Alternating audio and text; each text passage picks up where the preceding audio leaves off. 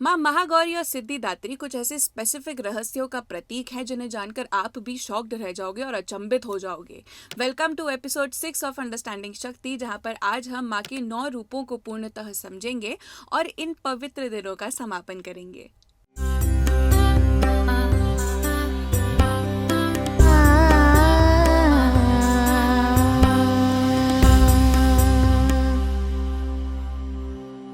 नमस्ते, प्रणाम, हार्दिक अभिनंदन। आप सुन रहे हैं सूजी बोले। इस वाचक कन्या का नाम इशिता है और अगर आपने माँ महागौरी का जो आइकॉनोग्राफी है वो गौर से देखी हो तो आपको पता होगा कि माँ एक बैल के ऊपर विराजित होती है, बट सीधा बैल के ऊपर नहीं, बैल के ऊपर एक व्याघ्र का, एक टाइगर की स्किन का आसन बिछा होता है, उसके ऊपर माँ बैठी होती है। सोचो, टाइगर जो इसी बैल का शिकार करता है, उस बैल के ऊपर टाइगर की स्किन लगी हुई है। अब इससे पहले हम इस आइकॉनोग्राफी को डिकोड करें और ज़्यादा जानें इसके बारे में, हम चलते हैं और समझते हैं कि माँ के नाम का अर्थ क्या होता है। पहले माँ महागौरी के नाम में जो महा होता है उसका अर्थ होता है जो इतना बड़ा हो कि जिसका आदि और अंत नहीं जाना जा सकता, उत्कृष्ट, बिल्कुल अटमोस्ट लेवल की कोई चीज़। और साथ ही में गौरी का अर्थ देखा जाता है उज्ज्वल, चमकता हुआ सफ़ेद रंग से। सो बेसिकली जब हम योग में आते हैं तो किसी भी योगी को चमकता हुआ तब कहते हैं जब उसका योग सिद्ध हो चुका हो। अब माँ जब इस आश्रम में आती हैं तो सन्यास धारण करती हैं। अपने पूरे आश्रमों को जीकर वो सन्यास इसी रूप में धारण करती हैं, महागौरी रूप में। अपना योग सिद्ध करती हैं, अपने शिव से एक होती हैं। शिव से एक होने का अर्थ होता है कि यहाँ पर माँ ने वही चीजें हाथों में धारण कर रखी हैं जो शिव जी हाथों में धारण करते हैं, यानी कि एक त्रिशूल और एक डमरू, और उनका वाहन भी वही है जो कि शिव जी का होता है, एक बैल। तो यहाँ पे माँ अपना सन्यास धारण करके, अपना योग सिद्ध करके इतना चमक रही होती है, और ये जो चमक है उनकी योग सिद्धि की, इसका कोई आदि और अंत नहीं है, इसलिए माँ का नाम महागौरी होता है। अब आप ये देखिए कि जब भी हम लाइफ की जर्नी के बारे में बात करते हैं, स्पेसिफिकली स्पिरिचुअलिटी में, आध्यात्म में, तो हम कहते हैं कि पूरी लाइफ की जर्नी द्वैत से अद्वैत की ओर जाने की होती है, कि आप अपने मन का द्वैत छोड़कर अद्वैत की ओर जाओ। पर सैडली आज के टाइम में जो अद्वैत और द्वैत के बीच का जो फ्रिक्शन है वो सिर्फ शिव शक्ति या फिर पुरुष प्रकृति तक सीमित नहीं है। हम पुरुष में भी बहुत ज़्यादा डिफ्रेंसिएशन करते हैं, जैसे कि शिव जी और विष्णु जी के बीच में कौन बड़ा है, कैसे है, ये दोनों अलग है। हम समझने में ये बिल्कुल ही इनएफिशिएंट रहते हैं कि ये दोनों सेम ही होते हैं। तो बेसिकली माँ का योग जब महागौरी रूप में सिद्ध होता है तो वो बनती है माँ सिद्धिदात्री, एक ऐसी देवी जो सिद्धि धारण करती हैं और सिद्धियाँ देती हैं।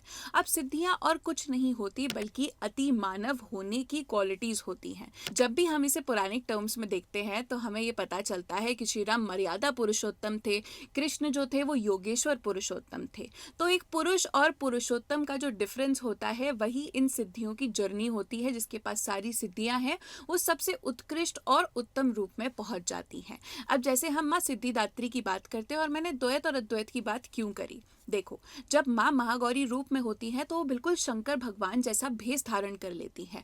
पर जब माँ सिद्धिदात्री बनती है तो वो हमारे इस बुद्धि का एक और द्वैत मिटाती है कि हम अगर पुरुष और पुरुष के बीच में डिफ्रेंशिएट कर रहे हैं तो माँ अपने सिद्धिदात्री रूप में एग्जैक्टली वही अपने हाथ में चीजें धारण करे हुए हैं जो विष्णु भगवान अपने हाथ में धारण करते हैं।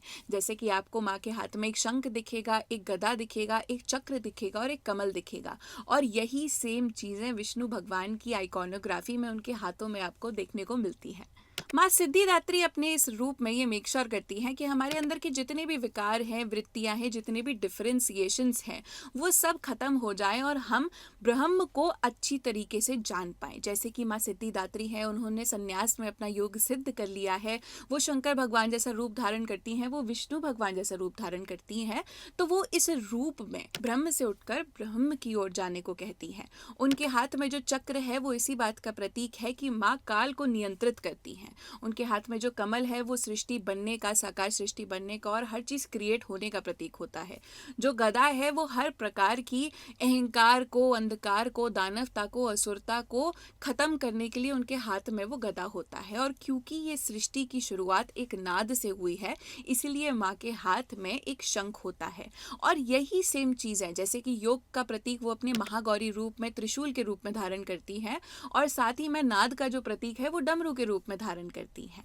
तो आप देख सकते हैं कि हमारा जो साहित्य है वो कितनी डीपर फिलॉसफीज पर काम करता है, हर किसी की प्रवृत्ति को एड करता है। जैसे कि अगर कोई ये समझता है कि द्वैत और अद्वैत का फर्क ये है कि विष्णु भगवान और शंकर भगवान अलग दिखते हैं, तो माँ उसको भी एड करती है। साथ में अगर हम ये सोचते हैं कि पुरुष और प्रकृति जो कि ओरिजिनली यही होता है, अगर हम इनके बीच में डिफरेंस देख रहे हैं तो माँ उसको भी एड करती है साथ में।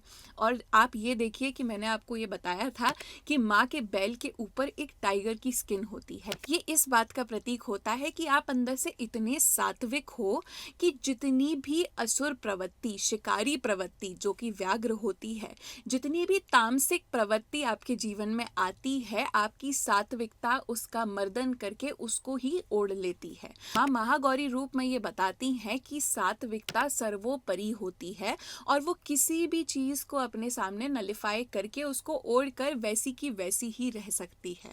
और उसके बाद माँ सिद्धिदात्री बैठती हैं एक कमल के ऊपर, जो कि ये रिप्रेजेंट करता है कि वही आदि शक्ति है, वही सिद्धियां देने वाली, धारण करने वाली, सब कुछ बनाने वाली, सब कुछ खत्म करने वाली और सब कुछ अपने अंदर लुप्त करने वाली वही होती है। आज के लिए बस इतना ही। थैंक यू सो मच इस सीरीज के साथ बने रहने के लिए। अब हम जल्द ही इस सीरीज के पार्ट में आपके लिए सारे महाविद्याओं की आइकॉनोग्राफीज लेकर आएंगे, साथ में मातृकाओं की भी और भी देवियों की जो कि हमें पुराणों में और तंत्र में मिलती हैं। मे द शक्ति बी विद यू। आप सभी के साथ माँ हमेशा रहें।